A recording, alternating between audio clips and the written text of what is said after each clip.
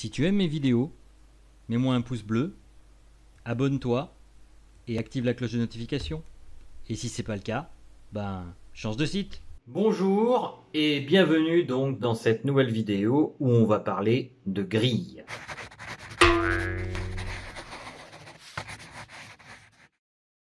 Et on va commencer par parler des grilles. Alors les grilles, ce qu'il faut comprendre, c'est que ça existait déjà à l'époque égyptienne. Notamment, les Égyptiens étaient divisés en deux corps au niveau de la peinture et du dessin. Il y en avait certains qui étaient chargés en fait de faire les grilles et d'autres qui étaient chargés de peindre après que les grilles étaient tracées. Alors c'était quoi ces grilles? C'était des grilles en quadrant ou en carré comme on pourrait dire. Il y avait même des systèmes de sous-grilles. Ça n'a pas été utilisé systématiquement. Je ne vous dis pas que pour tous vos dessins, il faudra utiliser des grilles. Mais en tout cas, ça peut être un bon repère pour ceux qui débutent en dessin afin de savoir à peu près mieux utiliser les proportions. Il faut savoir aussi que les peintres cubistes se sont inspirés justement des Égyptiens. Dans l'art égyptien, il y avait l'idée, comment dire, de représenter les personnes dans leur ensemble. Si vous regardez souvent dans les dessins des fresques égyptiennes, vous remarquerez qu'ils n'avaient qu'un œil, et on retrouve curieusement d'ailleurs le même principe chez Pablo Picasso sur certains de ses tableaux. Donc c'est assez troublant. Et il faut savoir d'ailleurs que les peintres cubistes ont dit s'être inspirés des Égyptiens. Plus près de nous, on peut dire aussi qu'il y a eu donc Vincent Van Gogh. Vincent Van Gogh, lui, avait inventé un système de grille en bois où il avait donc remis des filins entre eux et il disait que c'était fantastique d'ailleurs à son frère Théo dans une de ses lettres. Vous pourrez trouver d'ailleurs un exemple sur Wikipédia qui en parle. C'est assez aussi intéressant. Alors je vais vous montrer exactement justement en quoi consistait cette grille, vu que cette grille-là était une grille en triangle. C'est pas lui qui l'a inventée, elle existait bien auparavant et elle facilite grandement le travail si vous voulez par exemple reproduire un dessin quelconque. Et on va passer d'ailleurs sur l'ordinateur pour vous montrer comment ça marche.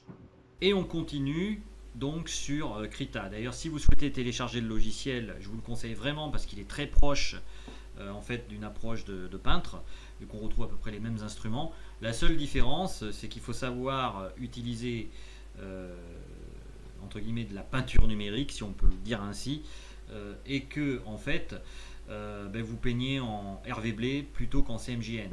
Alors si vous le souhaitez, vous pouvez regarder la vidéo que j'avais mis sur ma chaîne YouTube, ou bien vous abonner sur ma newsletter et vous la recevrez directement dans le premier courrier que je vous adresserai. Alors pour comprendre en fait la méthode de la grille, c'est très simple. En fait, il s'agit de tracer une ligne entre chaque bord de son support. Donc là en l'occurrence j'ai pris une photo. On aurait pu très bien le faire en fait en réel et pas derrière un ordinateur, hein. Vous pouvez très bien le faire avec des feutres ou même des crayons à papier, mais c'est plus visible de le faire par ordinateur, donc c'est pourquoi j'ai choisi l'ordinateur pour vous montrer. Donc on trace en fait deux tracés ici, après on met une ligne ici, voilà, j'essaye de faire quelque chose de très droit bien évidemment, et même chose donc de part en part ici.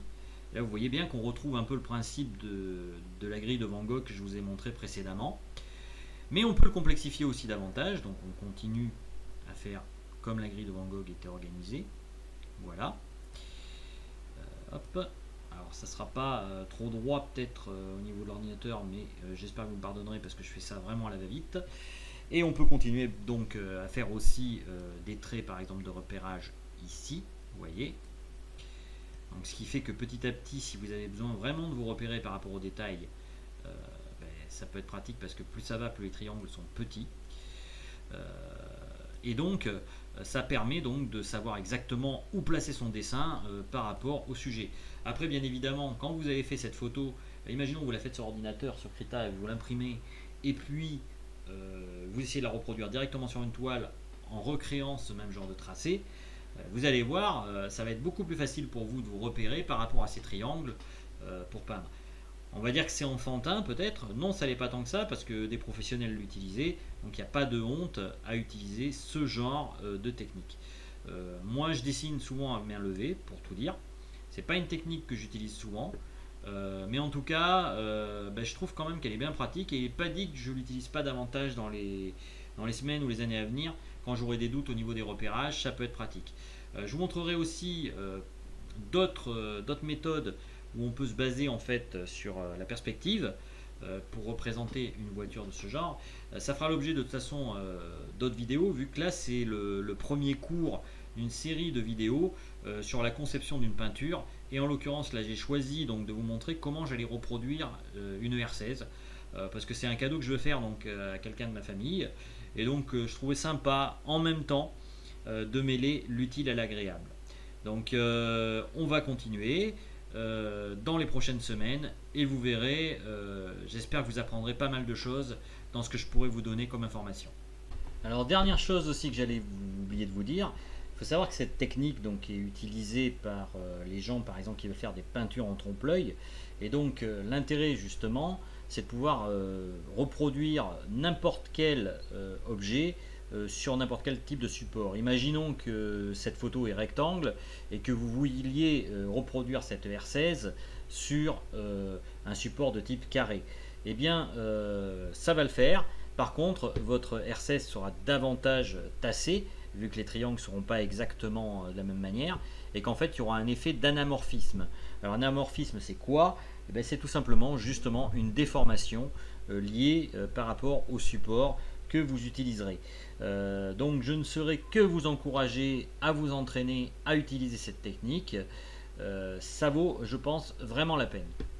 Cette vidéo est terminée. J'espère que vous avez apprécié l'information que j'ai pu vous amener.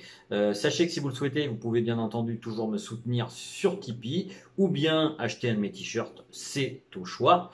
Et je voulais vous dire aussi, n'hésitez pas à vous abonner à la chaîne si ce n'est pas encore fait et à partager massivement autour de vous pour faire connaître la chaîne et me faire ranker davantage. Et oui, parce que c'est comme ça que marche YouTube, hélas. En tout cas, je vous dis à bientôt pour une autre vidéo.